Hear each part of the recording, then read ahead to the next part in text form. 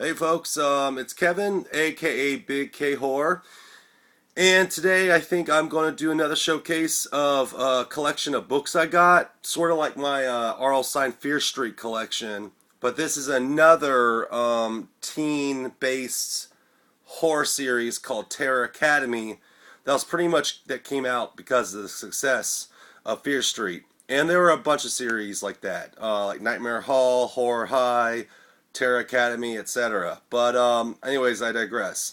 I apologize for the way I look and sound. I'm currently trying to get over a cold, but I feel like 100% better today than I did the past 2 days. So, but anyhow, I'm gonna move on and get to this.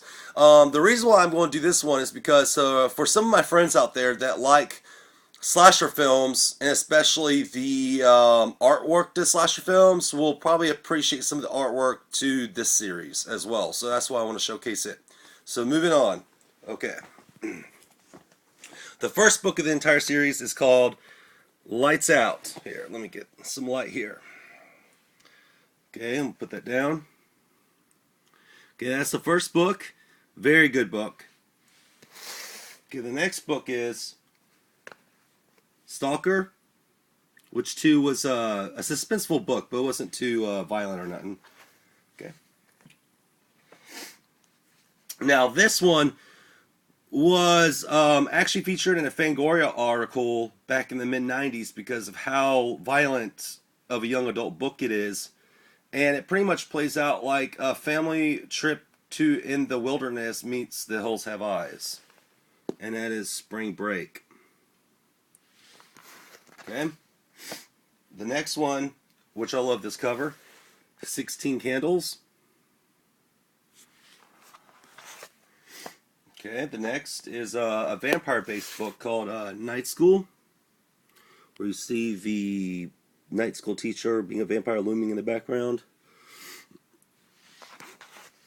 Okay, the next one was, and I did a book report on this one in, I believe, 8th grade. And because of my book report of how vicious this, or how violent this book was, it caused my teacher, my 8th grade teacher, Miss Durant, to try to ban these books, but plus R.L. Stine Fear Street books, which she didn't win because of me. Ha ha ha. Anyhow, but that is The New Kid.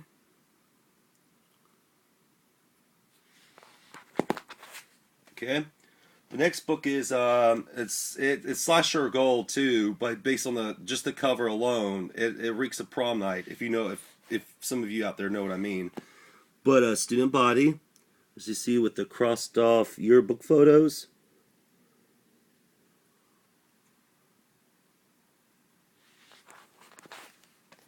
Okay, the next book is kind of a creature feature of sorts. It's a Science Project.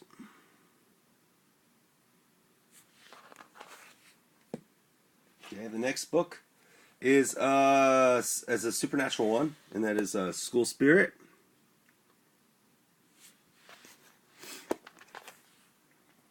Okay, the next one is The Prom, which I really enjoyed. And if you're a fan of 1980s Prom Night with Jamie Lee Curtis, it's like this, though with a good tinge of The Grudge thrown in for good measure, which to me was a recipe for success. This book was awesome. Okay, the next is Summer School, which I'm almost positive. Now I've read all these books, but it's been years, so I don't quite remember. But I'm almost positive this is kind of like a rape revenge book. Good book.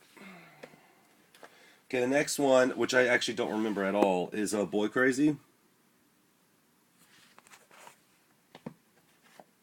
The next one is The Substitute, about an evil substitute teacher.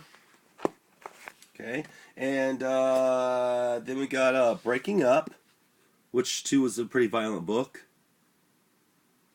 Okay, and last but not least, and this was one of my favorites, because it was violent and vicious and just cold, mean-hearted, but at the same time it was good, and that is The In Crowd. Again, a character unaware of a foreboding menace behind them, a shadow with a knife, which I love these covers. Anyhow, so these are the Terror Academy books, and they rocked. But anyhow, So this is the series of mine that I thought showcased because, like I said, I love the covers. Always grabbed me. That's why I started buying them and reading them, and I'm glad I did. So that was another successful series that ran along with the Fear Street series back in like the early, well, mid '90s.